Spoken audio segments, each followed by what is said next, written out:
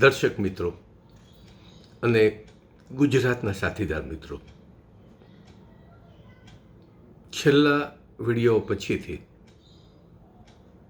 ખૂબ જ સારો પ્રતિભાવ મળ્યો છે અને જે પ્રતિભાવ મળ્યો છે એમાંથી સારા થિંકર મળ્યા છે, એક એડવાન્સ વિચારસરણી ધરાવતી વ્યક્તિઓ મળ્યા છે, પત્રકારો પણ છે, લેખકો પણ છે અને યુવાઓ પણ છે.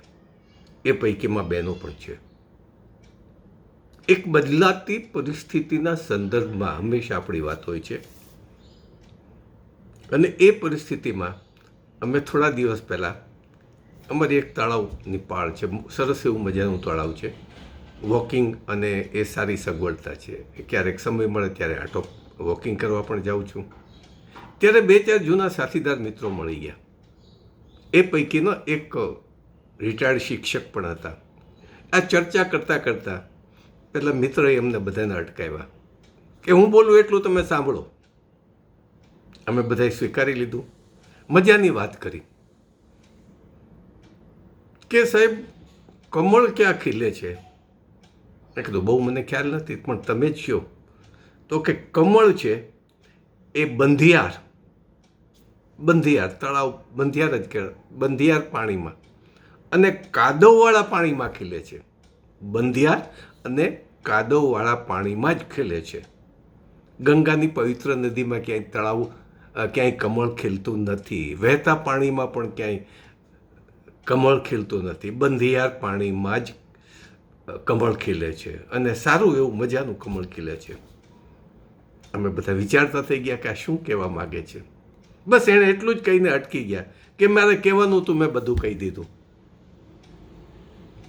પછી તો અમારી ચર્ચાઓ પણ ચાલી, વાસ્તવિક પણ છે. પહેલાં સાહેબની ઇન્ટેલેક્ચ્યુઅલી બુદ્ધિને હું સેલ્યુટ પણ કરું છું.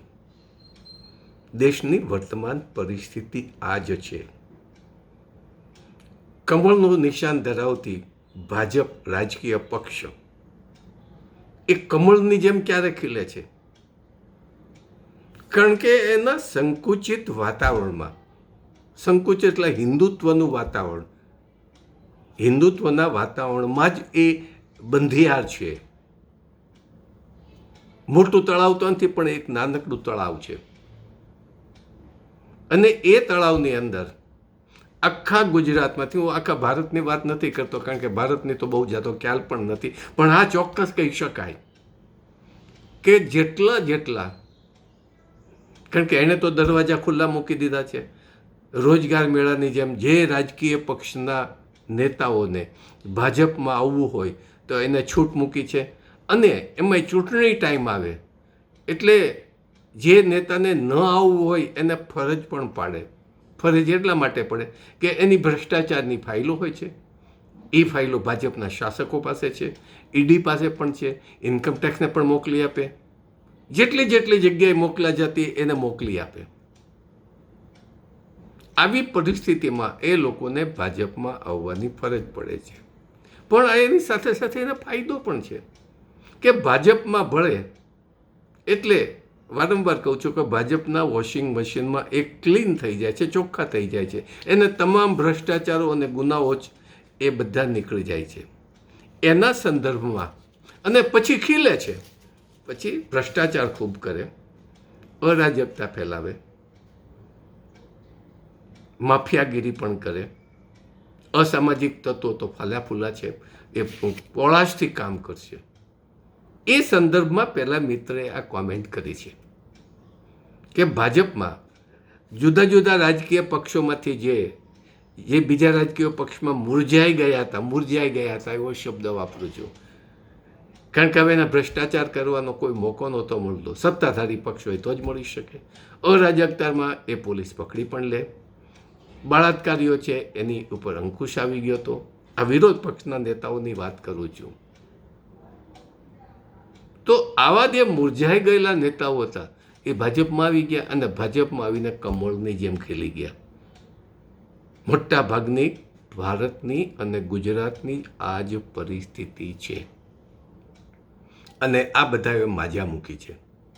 છેલ્લે આપણે હમણાં જોયું કે નરોડાની પણ નારોલ નારોલ એ બાજુનો એક બ્રિજ બંધ કર્યો છે, કારણ કે હમણાં જ થોડાક વખત પહેલાં જે ચાલુ થયો હતો એમાં મોટા પાયા ઉપર ભ્રષ્ટાચાર થયા હતા.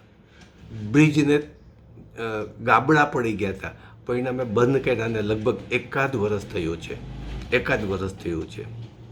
બાપુનગર પછીના એરિયામાં કંઈક બ્રિજ આવે છે, અને એ બ્રિજનું પાછું એ જે બ્રિજ જેણે બનાવ્યો હતો એને બ્લેક લિસ્ટમાં મૂકવાને બદલે એને ગુજરાતની ભાજપના શાસકોએ પાછા બીજા ઘણા કોન્ટ્રાક્ટ આપ્યા, અને એ બ્રિજનું રિનોવેશન કરવા માટે કોઈ ટેન્ડર આવતા નથી. 2 દિવસ કે 3 દિવસ પહેલાં છાપવામાં છે, કોઈ ટેન્ડર આવતા નથી. એટલે એનો અર્થ થયો કે જે મૂળભૂત કોન્ટ્રાક્ટર છે એને એ બ્રિજનું રિપેરિંગ કામ આપવું પડશે. હવે તાજા બનેલા ડેમ, તાજા બનેલા રેલવેના પુલ, ઘણા નદીઓ ઉપરના મોટા બ્રિજ હજી ઉદ્ઘાટન થાય ત્યાર પહેલાં કડરભૂસ થઈ જાય છે. તો એવા ભ્રષ્ટાચારીઓ તો ભાજપમાં જ ખીલે. જ્યાં કમળ હોય, જ્યાં કાદવવાળી જગ્યા હોય, કીચડવાળી જગ્યા હોય, બંધિયાર પાણી હોય, ત્યાં જ કમળ ખીલે. એમાં એવા જ વાતાવરણમાં આવા બધા ખીલે છે. આ લોકો પાસે, વર્તમાન શાસકો પાસે તમે કેટલી અપેક્ષા રાખી શકો? અને આ જાણવા માટે એક નાનકડો 2-5 મિનિટનો ભૂતકાળ પણ જોવો પડશે. કારણ કે આઝાદી પહેલાં કોંગ્રેસની પણ સ્થાપના થઈ અને સાથે સાથે આરએસએસની પણ સ્થાપના થઈ. આરએસએસ માત્ર હિન્દુત્વ, કટ્ટરવાદી વિચારવાળા હતા. એને ભારતની આઝાદી સાથે કોઈ લેવા દેવા નહોતી. ઇતિહાસ કહે છે અને હકીકત પણ છે. કોઈ આરએસએસના જૂના ભૂતકાળના એ સમયના હયાત નેતાઓએ ભારતની આઝાદીમાં ભાગ લીધો નથી. આવું સ્પષ્ટ ઇતિહાસ ઉપરથી ખ્યાલ આવે. ત્યારે કોંગ્રેસ પાસે એક આઝાદીનું જોમ હતું. લડતા હતા, સમાજ માટે લડતા હતા, આઝાદી માટે પણ લડતા હતા, દેશને મુક્ત કરાવવા માટે લડતા હતા. પણ એ લડત પૂરી થયા પછીથી, આઝાદી મળ્યા પછીથી, એક વારંવાર વાત કરું છું કે આઝાદી સત્યાગ્રહથી નથી મળી. આઝાદી જે મારા નોલેજ પ્રમાણે છે એ સેકન્ડ વર્લ્ડ વોર પછીથી, એ દરમિયાન અમેરિકાના દબાણથી મળી છે. આ પણ એક હકીકત છે, લોજિક ખોટું પણ નથી. આઝાદી પછીથી નહેરુના વખતમાં ભ્રષ્ટાચારના બીજો રોપાયા અને સૌથી પહેલાં સંરક્ષણમાં મોટા ગોટાળાઓ થયા. ત્યાર પછી LICનો મોટો ગોટાળો થયો અને નહેરુએ એને ચાલવા દીધો. અને એ સમયે ઇન્દિરાબેન ગાંધીના હસબન્ડ ફિરોજ ગાંધી, રાહુલના ગ્રાન્ડફાધર, સંસદના સભ્ય હતા. એટલે કે જવાહરલાલ નહેરુના જમાઈ તો કહેવાય. એણે વિરોધ સંસદમાં કર્યો. પહેલો જ એક વ્યક્તિ એવી હતી કે જેના નહેરુના ભ્રષ્ટાચાર સામે લડત આપી. એમનું મૃત્યુ થયું ત્યારે કહેવાય છે, કારણ કે જે વખતે અમે કોલેજમાં કે એવું કંઈક હતા, કે એનું મૃત્યુ પણ શંકાસ્પદ છે. જેમ જજ લોહિયાનું જે મૃત્યુ થયું છે એ જ રીતે રાજીવ ગાંધીનું મૃત્યુ પણ શંકાસ્પદ, ફિરોજ ખાન ગાંધીનું મૃત્યુ પણ શંકાસ્પદ હતું. અને આ બીજ અને આ જે તોછડાઈ કોંગ્રેસમાં હતી. ઘણી વાર કહું છું કે 1962થી લેન્ડ મોર્ગેજ કોઓપરેટિવ બેંકના મેનેજર તરીકે જે મેં કોંગ્રેસના સંસદ સભ્ય અને કોંગ્રેસના MLA એની મેં સાણંદમાં જે તોછડાઈ જોઈ છે અને એની સામે લડત આપી છે, તો મને ખ્યાલ છે એ જ તોછડાઈ હતી. લોકો કંટાળી ગયા.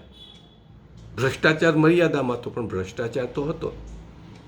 લોકો કંટાળી અને પરિવર્તન માટે ભાજપને સત્તા સોંપી.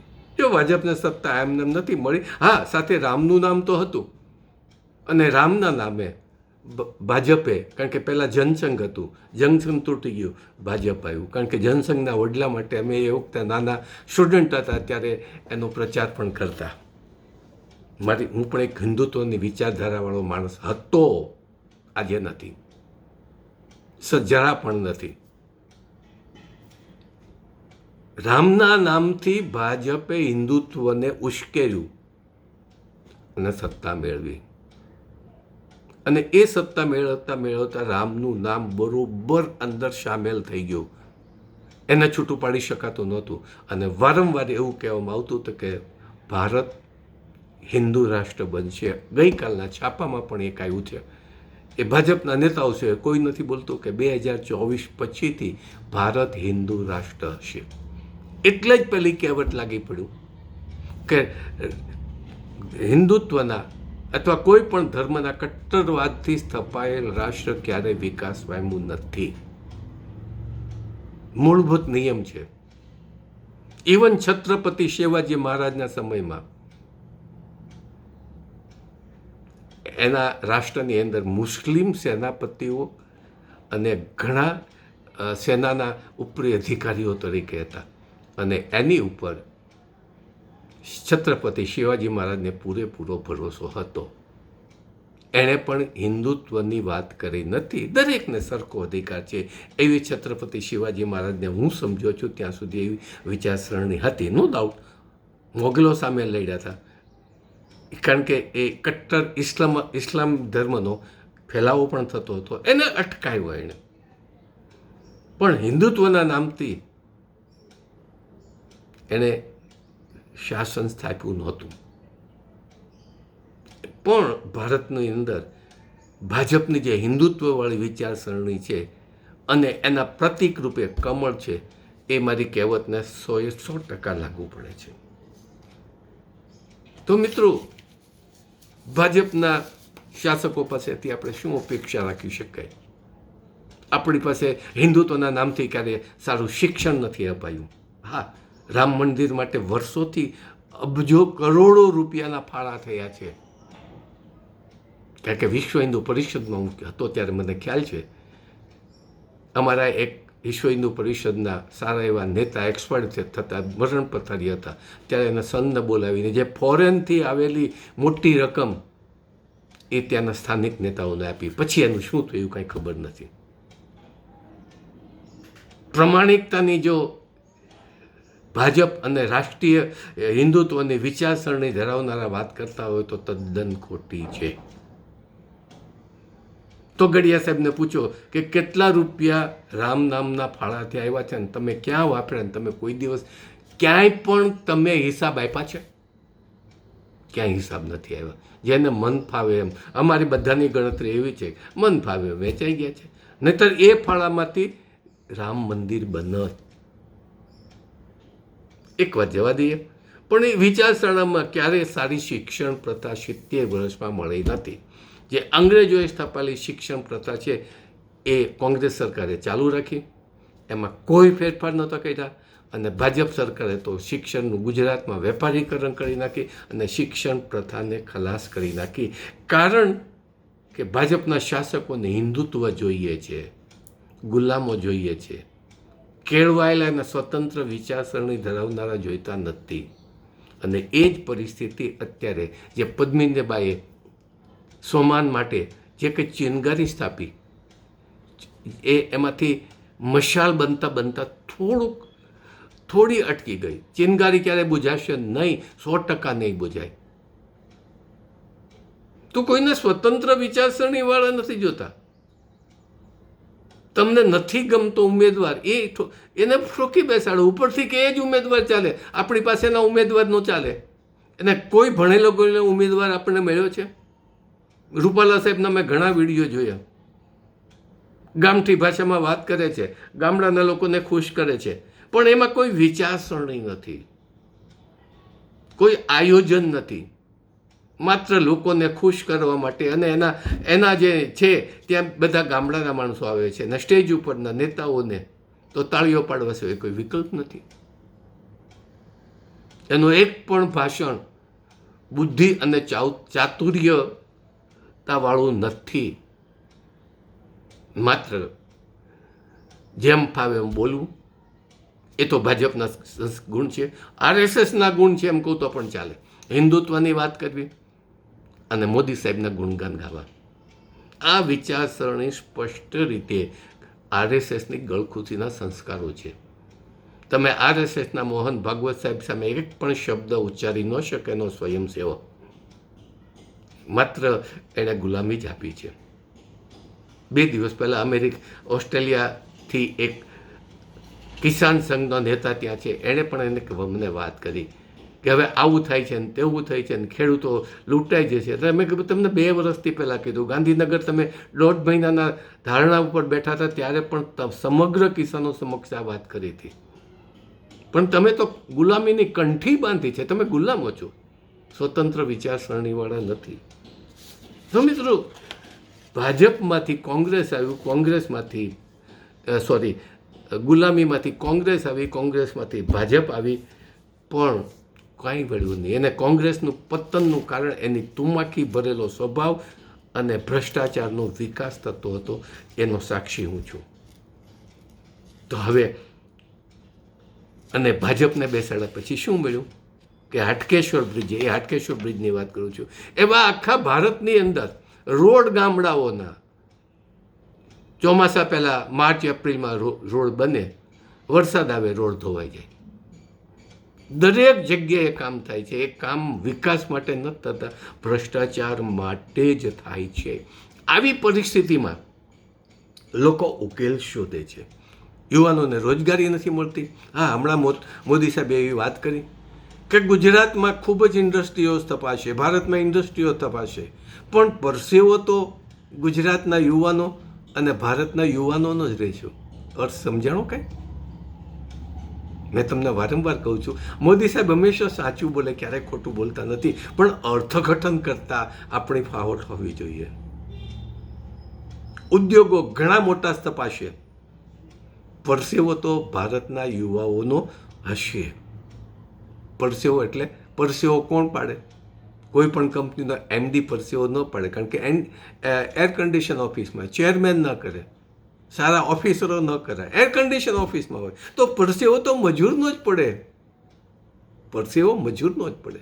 તો ઇન્ડસ્ટ્રીમાં ભારતને ગુજરાતના યુવાઓ મજૂર તરીકે જ રહેશે. શરૂઆતમાં જામનગરમાં રિલાયન્સ ઇન્ડસ્ટ્રી સ્થપાણી ત્યારે એ વાત હતી કે ભાઈ જામનગરના અને ગુજરાતના માણસોને, યુવાઓને કેમ નોકરી નથી મળતી? તો એ લોકોને સ્પષ્ટ વાત હતી કે અમે બિઝનેસ કરવા માટે આવીને એકમ ઊભું કર્યું છે. ગુજરાતના યુવાઓ પાસે ક્ષમતા હોત તો અમે પહેલાં પસંદ કર્યા હોત. ક્ષમતા નથી, પરિણામે અમારે ગુજરાત બહારના યુવાઓને લાવવા પડે છે. મજૂરી કરવાની પણ ક્ષમતા નથી, માટે યુપી ને બિહારના માણસો લાવવા પડે છે. એમાં કેટલા યુપી ને બિહારના અસામાજિક તત્વો આવી ગયા. તો આજે પણ ગુજરાતના યુવાનોમાં એવું શિક્ષણ નથી કે ઊંચા સ્થાને બેસી શકે, એવું ટેકનિકલ શિક્ષણ નથી કે રિફાઇનરીમાં સારું કામ કરી શકે. વહીવટી લાયકાત છે, BCom થયા છે, BA થયા છે, મેનેજમેન્ટના માણસો છે, પણ એની પાસે આવડત નથી કે જેથી કરીને ઉચ્ચ હોદ્દા ઉપર બેસી શકે. અને એ ન બેસી શકે તો કોઈ પણ ધંધાનો માલિક રાખી ન શકે. તો બહારની ઇન્ડસ્ટ્રી જ આવશે, કારણ કે મોટી ઇન્ડસ્ટ્રી હું કે તમે સ્થાપી ન શકીએ. બહારની મોટી મોટી ઇન્ડસ્ટ્રીઓ આવશે, પણ એમાં મજૂરો તો ગુજરાતના અને ભારતના આપણા યુવાઓ જ હશે, ભાઈઓ અને બહેન. યુવાઓ એટલે બહેનો અને ભાઈઓ. તો આપણે ગુજરાતના યુવાઓ અને ભારતના યુવાઓ મજૂરી કરવા માટે દેશમાં જન્મે છે. કારણ કે વિકાસની દ્રષ્ટિએ, શિક્ષણની દ્રષ્ટિએ ભાજપ પાસે નથી. ભાજપના શાસકોએ ગુજરાતમાં શિક્ષણને કમાણીનું માધ્યમ આનંદીબેને બનાવી દીધું છે, અને એની ઘણી સ્કૂલો ચાલશે. તો શિક્ષણમાંથી પણ એણે કમાણી કરી. યુવાઓને નોકરી આપવામાંથી જ આજની તારીખમાં સરકાર લૂંટે છે. 100 રૂપિયા, 150 ફોર્મ ફી 200 રાખે છે. લાખો ને કરોડો યુવાઓ અત્યારે ફોર્મ ભરે છે, લૂંટે જ છે. બેકાર યુવાઓમાંથી પણ આ સરકાર યુવાઓને લૂંટે છે. પરીક્ષાઓ તો ડમી છે, અને યુનિવર્સિટીની પરીક્ષાઓમાંથી ગ્રેજ્યુએશન થયા પછી મજૂરી માટે પણ નહીં રહે, કોઈ વહીવટ માટે પણ નહીં રહે, અને ગુજરાતની પ્રજા તો માવો ખાઈ ખાઈ અને માય કાંગલી થઈ ગઈ છે. શું કરશે? ખેડૂતો પાસે ખોટ ખાઈને ધંધો કરવો પડશે, ક્યાં સુધી ખેતી ટકશે? પણ મિત્રો એક યાદ રાખો, હવે પછીના 2 કે 3 વર્ષમાં ભાજપ જ જીતવાનો છે એ કોઈ ચોક્કસ વાત છે. જ્યાં સુધી EVM મશીન છે ત્યાં સુધી ભાજપ જીતશે. અને એની સાબિતી થઈ ગયા છતાં એક કમનસીબી એ છે કે સુપ્રીમ કોર્ટે એને સ્વીકાર્યું નથી. વર્તમાન જજ જી બેચ છે એણે ટાઈમસર ચુકાદો ન આપ્યો અને સ્વીકાર્યું પણ નથી. એની બધી જ દલીલો મેં સાંભળી ત્યારે આપણને દુઃખ થાય છે કે સુપ્રીમ કોર્ટ પણ ભારતનું બંધારણ બચાવી શકશે નહીં. એની પાસે એક છેલ્લી આશા હતી કે EVM મશીનની સાથે EVM પેટ એટલે કે વોટર્સ વેરિફિકેશન નો જે પેપર અને એનો ટ્રોલ એટલે મત દબાવો એની સાથે એક સ્લીપ નીકળે છે. એ સ્લીપને એ EVM પેટ કહેવાય છે, VVPAT કહેવાય છે. એમાંથી પણ સુપ્રીમ કોર્ટે આગ્રહ નથી રાખ્યો. અને ત્યાં સુધી ચૂંટણી પંચના અધિકારીએ એવું, એના વકીલે મહેતા કરીને છે, હું ન ભૂલતો હોઉં તો, એણે તો એવું કીધું કે હવે પછી સુપ્રીમ કોર્ટમાં EVMની અગેન્સ્ટમાં જે કોઈ અરજી કરે એને દંડ પણ થવું જોઈએ, એને સજા પણ થવી જોઈએ. એનો અર્થ મિત્રો કરી લો કે EVM મશીન એ ચૂંટણી પંચે કાયમી કરી દીધા છે. અને જ્યાં સુધી ભાજપ પાસે EVM મશીન હશે ત્યાં સુધી ભાજપને હરાવી શકાશે નહીં. અને 2024 પછીથી એટલા બધા સુધારા આવશે, ઇલેક્ટ્રો બોન્ડને પણ રેગ્યુલરાઇઝ કરી નાખશે, કાયદેસર બનાવી નાખશે. અને આપણે બહુ વાત કરતા હતા સુપ્રીમ કોર્ટના એડવોકેટથી માંડીને બધા કે એ લિસ્ટ બહાર પડે એટલે ઘણાને જેલમાં જવું પડશે. ઇવન ભાજપના પ્રમુખને પણ જેલમાં જવું પડશે. કાંઈ ન થયું. અને પાછું મોદી સાહેબ આવશે, એને કાયદેસરની માન્યતા આપવા માટે એક નાનકડો ખરડો પસાર કરશે કાયદાની પ્રક્રિયામાંથી. તો ઇલેક્ટ્રોલ બોન્ડ છે એ બંધારણીય એટલે એ કાયદેસર બની જશે. શું કર્યું આપણા લોકોએ? સુપ્રીમ કોર્ટના વકીલોએ ખૂબ કીધું કે લોકોએ બહાર નીકળવું જોઈએ EVM મશીન બંધ રખાવવા માટે. દેશનો કયો નાગરિક બહાર નીકળ્યો, કયો યુવા બહાર નીકળ્યો? અને એમાં પણ જ્યારે સોમાન માટે લડતી ક્ષત્રિય સમાજની બહેનોને આ સરકારે દબાવી દીધી. કંઈક એની પાસે બધી ટેકનિક છે.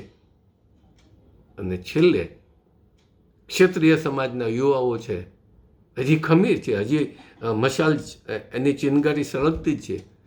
પણ ઇલેક્શન ગયા પછીથી એ ચિનગારી બુજાઈ જવાની છે. પણ જો આપણે ભેગા થઈએ તો ચિનગારી બુજાવવા નહીં દઈએ, એને મશાલ બનાવી દઈશું. અને મશાલ ગમે એવી રીતે કદાચ ભાજપના શાસકો દમન કરશે તો આઝાદી પહેલાં જે કંઈ દમન કર્યું છે એ દમન સહન કરવાની તૈયારી સાથે નાગરિકોએ બહાર નીકળવું પડશે.